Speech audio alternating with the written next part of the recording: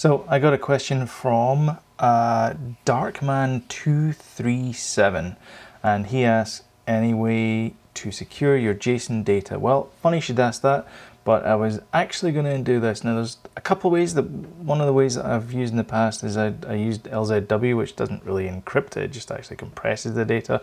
But we're actually going to look at a way to actually encode the data so that no one can read it. And we'll be doing that obviously after the fade. Before we get started, a little caveat: this is not a video on encryption, this is a video on how to obfuscate, in other words, how to make it difficult for people to read your JSON files. It's not about secure socket layer and all that kind of stuff. It's literally just try and stop people from breaking your game. That's really what this video is about. So anyway, without further ado, I don't want to interrupt anymore. Let's go steal some code from the Microsoft Developer Network website and see if we can get this puppy working inside Unity. So the one we're going to use is we're going to use the Advanced Encryption Standard, which is actually built into .NET. I think this is pronounced Rindale. I think that's Rindale. I'm not entirely sure. If you know the pronunciation, let me know. But we're going to use this here. So this is the Advanced Encryption Standard for Rindale. And it was created by these two guys here, Vincent Riemann and Joan Damon. And yeah, so Rindale, yeah, I guess. Anyway, so that goes through all the process of what you need to do, but in reality I actually found that if we look at our Rindale Managed class, this is the Microsoft Developer Network help page for it, and it actually gives you an example of how to use this class. So we're going to use this, combine it with our simple JSON, and then we're going to use that to, we're going to take our simple JSON string, encrypt that, and then save that to a file, and then we're going to unencrypt it. And all of that will be done in one fell swoop. Yeah, so that's what our goal is today, is just to encrypt the JSON data and make sure that no one can sort of steal the secrets of either our save game data, because we don't want people tampering with it, and also our map data. So for example, if we want to store our map data inside JSON files, it's a good idea to scramble them and make them sort of, obfuscate them, sort of hide the data from people. So yes, that's what we're going to look at just now. So let's get started. Alright, so this is the basic serialization script that we started off last time. If you don't have this, if you check the description below, there's a link to the package. Just create a new project, import the package, and you'll have everything that you need here. So we have our save data, we have our serializer, and we actually just use our JSON utility. So this is just a sort of very, very basic JSON serializer. So our save data, and in fact I'll bring the project up for this so we can actually have a look at the code. So this is our save data. There's nothing to it. There's our name, the armor, the list of items we have, and then the position and rotation of the object on the screen, of the player on the screen. And then our serializer is very, kind of straightforward, I guess, for a serializer. It just uses the Unity built-in serializer. We did some debug code here. So this generates this function here generates the JSON formatted string from this data, and then we write all of that out to the file, which happens here, all text. So we write that out to the file, and then we read it back in using our file name.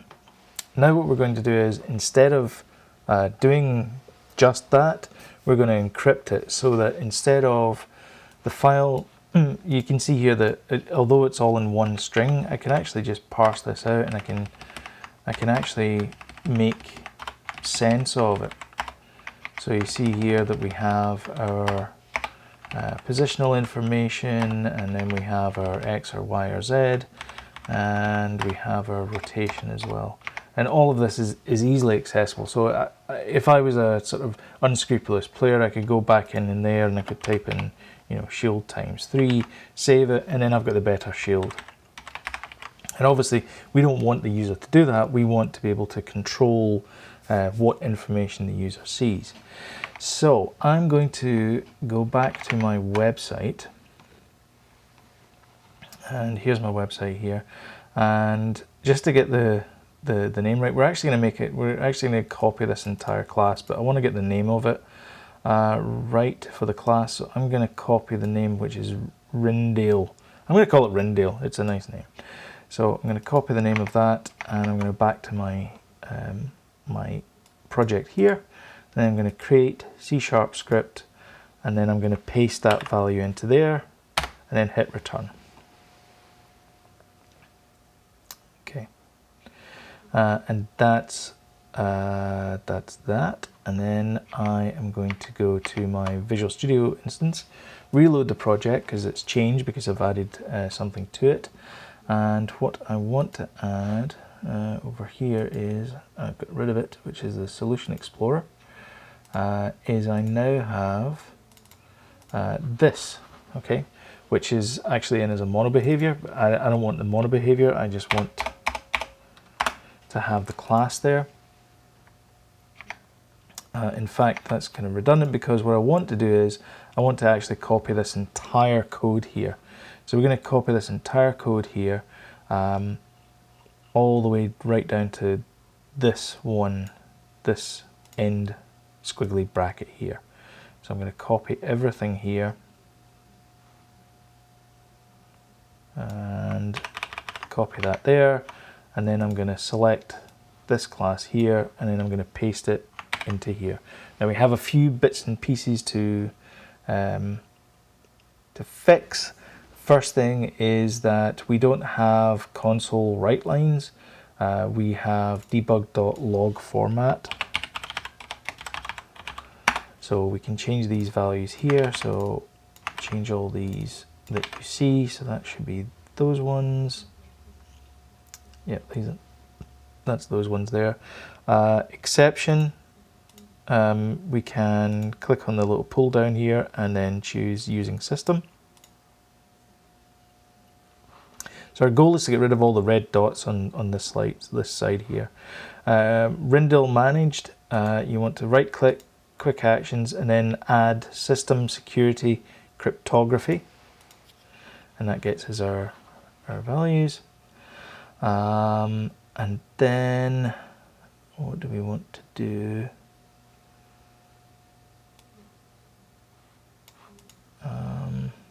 We want to add our memory stream as well, so we need to do system.io, and that should be us. Okay, so everything should compile. The difference is that we can't have static main, so instead of static main, I'm going to change that to public void, and then this is going to be encrypt. And we are going to call, let's keep this value here. So we have this field, sorry, we have this local variable called original. Let's overwrite it with something that we're going to pass in, and we're going to pass in our JSON string. So we're going to call this original, and that means we can get rid of this line here.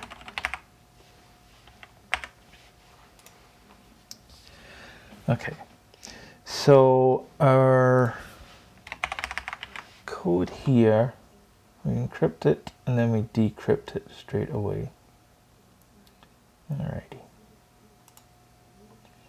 Okay. So if we went to our serializer just now, and this is our JSON here. And we just added oh yeah, we need to name the yeah, that's right, sorry, forgot this is called Ringel example. We want to get rid of the example part because we're actually making it, but it's not an example. So we're going to use Rindle there. So Rindle. I'm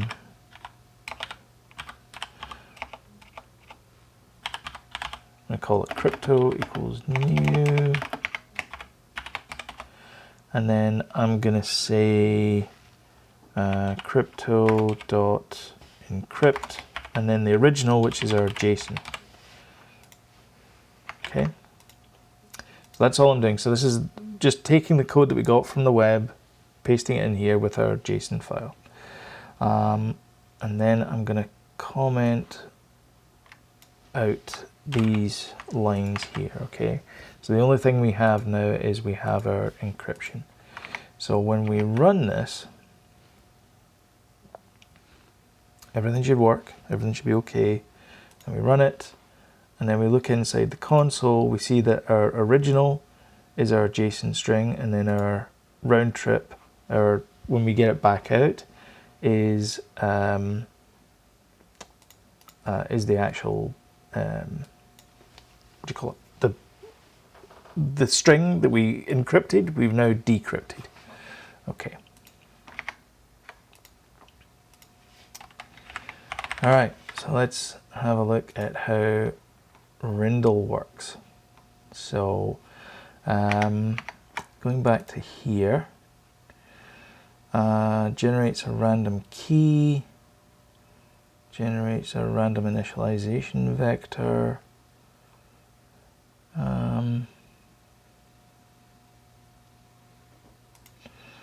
So generate key, can we pass in our key to this? None is specified, okay. So, I'm wondering...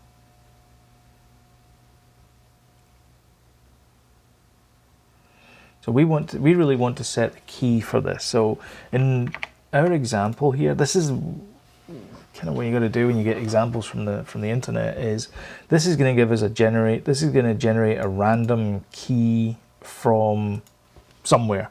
So the code inside here generates a random key, and this generates a random initialization vector, which is used internally with the algorithm. So the key, I'm hoping, is a string. No, it's a byte, which is fine. We can get a byte. So this is the secret key used for the symmetric algorithm. All right. And our initialization vector is also that. So IV property is automatically set to new random value whenever you create a new instance. The block size property divided by 8.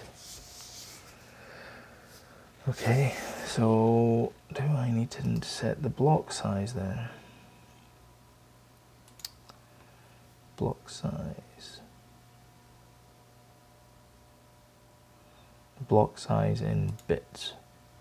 Okay, well, let's find out what the block size is. So we'll attach it to Unity.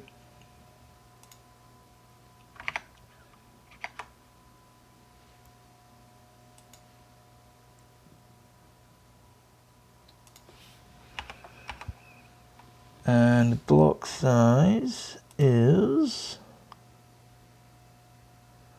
128. Okay, so our block size has got to be 16.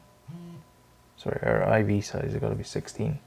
And then our key is some random 32 numbers. Okay. So let's pass that in as a string then. So our string, string key, and then we will make our initialization vector in here. So our vector IV is going to be no,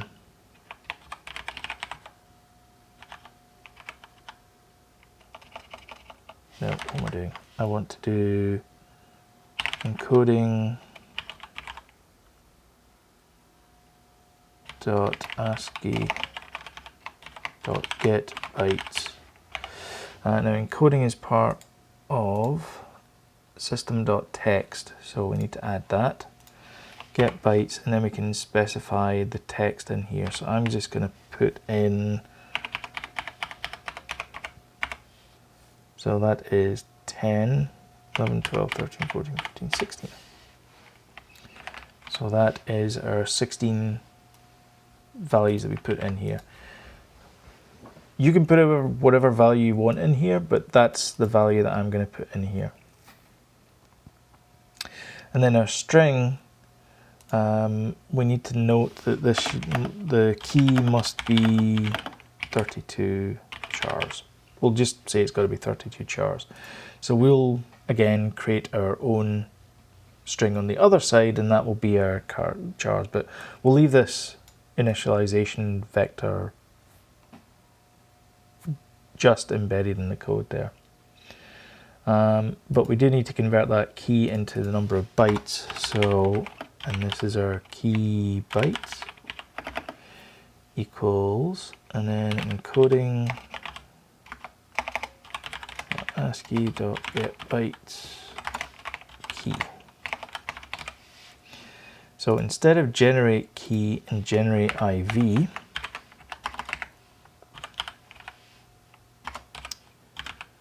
we are going to say the key is key bytes.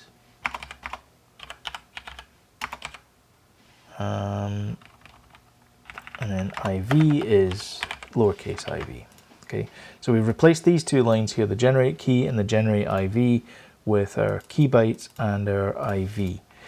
So in our save data, in our serializer, we need to pass in our key. See, it says key there. So I'm just going to pass in my name 6 times. So that's 1, 2, 3, 4, 5, 6, and then 2 random letters at the end there.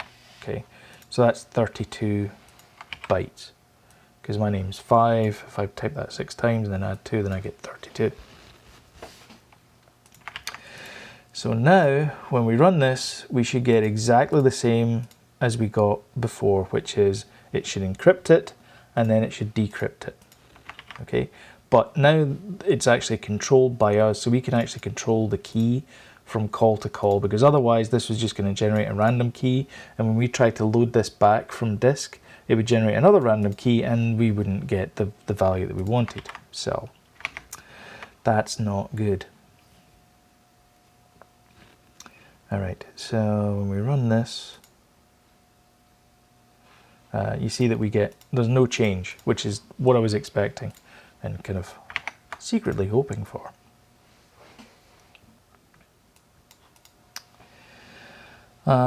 Okay, so this is our encrypt string to bytes, and this is where is our decrypt string from bytes? Okay. Alrighty.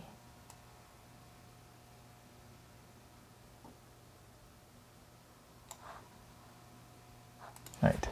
So what we want to do now is we want to actually start creating the calls to this so that we can actually use it properly. So this is our encryption function. So our encryption function should return a value back. So we're not interested in any of this decrypt nonsense down here just now. We actually want to use that in just a sec. So I'm cleaning this code up as we go. That we got from, this is the example code that we got from the web, and this is what we're cleaning up. So I want to have this outside of this using statement.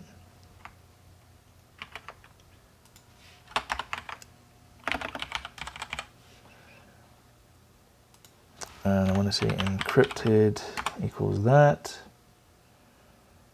And then I want to return encrypted,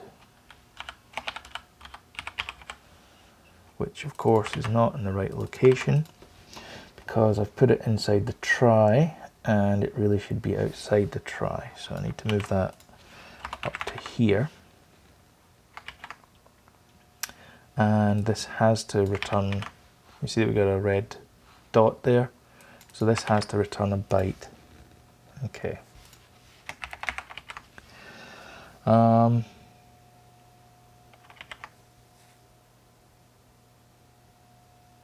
Okay. That looks okay to me. And then obviously we need to duplicate this, but instead of decrypting it, we need to, instead of encrypting it, we need to decrypt it. So this is our encryption that takes our original and uses the key and then creates a byte soup that we're then going to write out to a file. And then there's the other method which takes the encrypted string, the byte soup, and then converts that to a string. So the signature for that is going to be public string decrypt, and that's going to take in byte soup, and it is going to take in a key as well, because we need to have the key there. We're also going to have to basically copy this line here, which will tidy up a bit. So we need these two lines, and we need this try, and we need most of this code here. So let's do that. Let's just copy this code all in. So I have my function here. I'm copying everything except for the return, and then I'm going to paste that inside my decrypt. Now the thing I'm not interested in is I'm not interested in this value here, because this is the byte soup that we have. So I'm going to say string string out string equals that, and then I'm going to return that at the end here. So that's me returning that there. And I'm not interested in this because this is the encryption part. This is the decryption part, so this is decrypt the bytes to the string. So decrypt straight, so it's the encrypted, which is our soup variable up here. Oh, I've gone dark. Sorry about that. So I want to take that and make that soup. And I also want to make that the out string as well. So I want to do out string. So I can get rid of all of this now. Okay, so decrypt. So I'm taking in my soup, my byte soup that we're going to read in from disk. I take in the key as well. I generate my vector and my key bytes. So that's set up there. And then create an instance of this Rindle managed class. I set those key and vector values, and then I decrypt from the soup with the key and the vector. Okay, and then for our encryption, again, we don't need any of this stuff, so we can get rid of this. I do the exact opposite of that, which is I encrypt a string, which is the original string, using the key and the vector, and then I return the byte soup.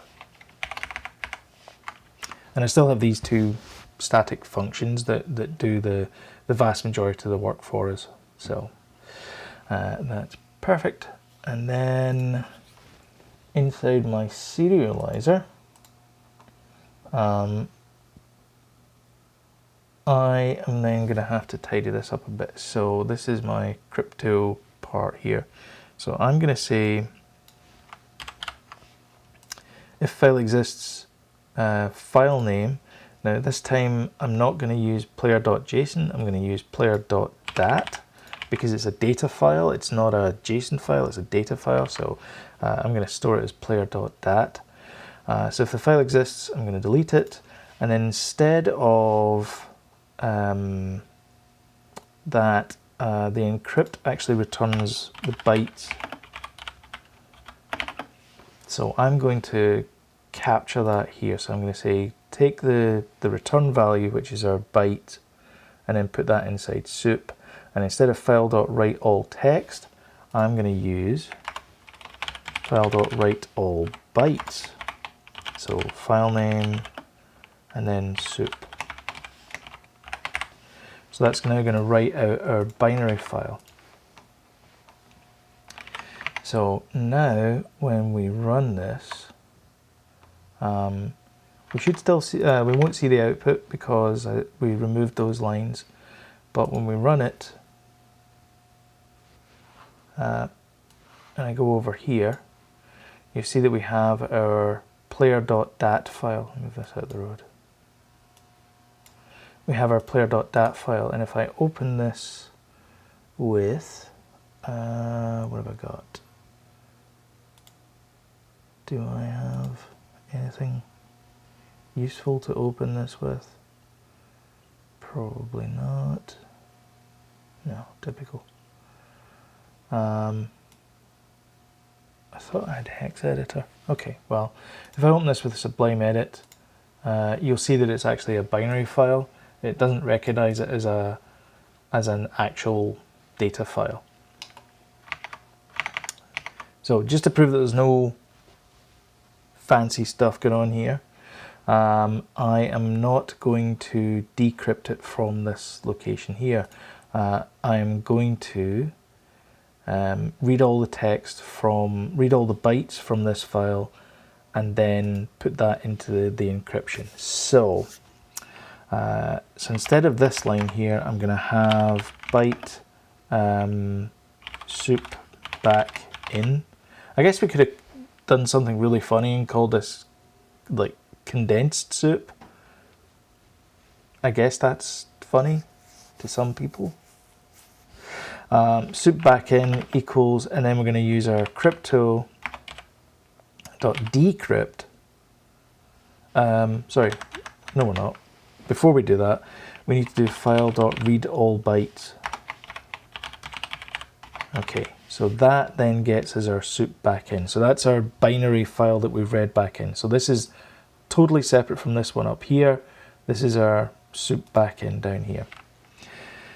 So in order to decrypt that, we then have to do our JSON from file part here. So we do string JSON from file equals, and then we have crypto.decrypt, and then it's our byte soup, which is our soup back in, and then our key, which is this value up here. So obviously you'd want to store this someplace, like in a read-only field or wherever, but for now we're just going to copy this and paste it into here to get it to work. And then everything else remains the same, so we do our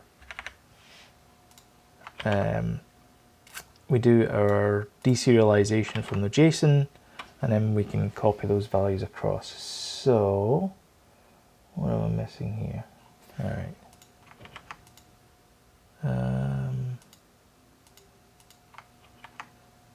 So I'm going to set a breakpoint here, attach to Unity, and then I'm going to stop it till then it compile, and then I'm going to run it. All right. So this is our soup, which is 256 bytes, and here's our JSON from file, and then when we decrypt it, we end up with our perfectly readable code back in. And you see that our values are all set there, and we can set up our position and all that kind of stuff. So the only thing that remains now is just to tidy up our encryption and make sure everything's okay. Yeah, so I'm going to clean this bit here.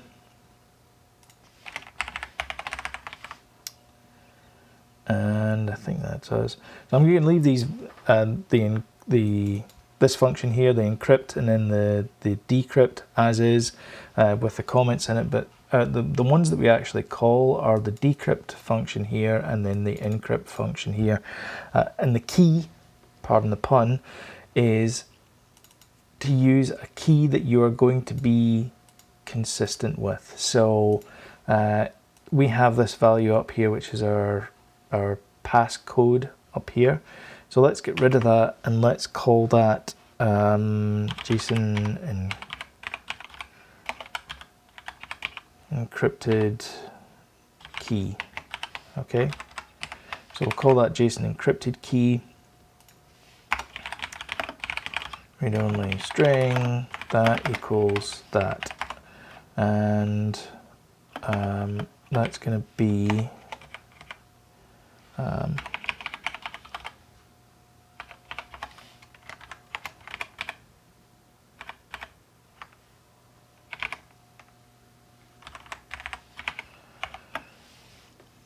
so that's going to be these values here. So what we can do is we can just come up with random values that no one's going to guess, but it's going to be embedded inside our code, and it means that if someone tries to reverse engineer the program and read the values back, they won't have a clue as to what this means just by looking at the binary of the file. So it can be any code that you want. I'm literally just typing in random values here. So long as it matches the length. So that's why I put this up here, so that I know that this is going to be 30 long. So that's 10, 20, 30, 32. So I know that that's going to be 32 characters long. So there's no way anyone's going to be able to guess that value. And yet, if we run this, because I encrypt it here with that same key, this is my JSON key that I created there, it works just as clockwork, and everything, except this won't work because this is a good test. I'm passing in slow ZX key. So when I do that, I get my JSON from file, which contains nothing. Okay, so you see there that the actual value is nothing because I've got the wrong key. So bad PK padding invalid length, blah blah blah blah blah. So if I change that now to JSON encrypted key, everything should just work as expected. So again, attached to Unity.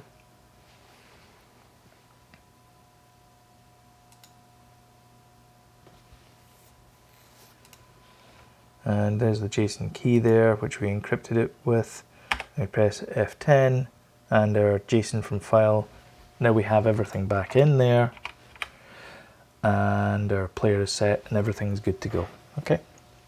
So when you're actually doing development work, it's a good idea to have the JSON files as just plain text, because that means that you can actually just debug it as easy as just reading the file. But when you put it into production code, you want to encrypt it in some way so that no one can read the contents of your file. So that's one way to go about it, is to use the cryptography that's built into .NET. And this is from version 2.0, so it's perfectly safe with the versions that we have for Unity. Yeah, that's encryption. So all we did was we just took values from the web, and took code from the web and made it work for our situation. So yeah, if you like the video, then give me a thumbs up. If you didn't like the video, then obviously comment and do all that good stuff. Yeah, so thanks for watching. Bye.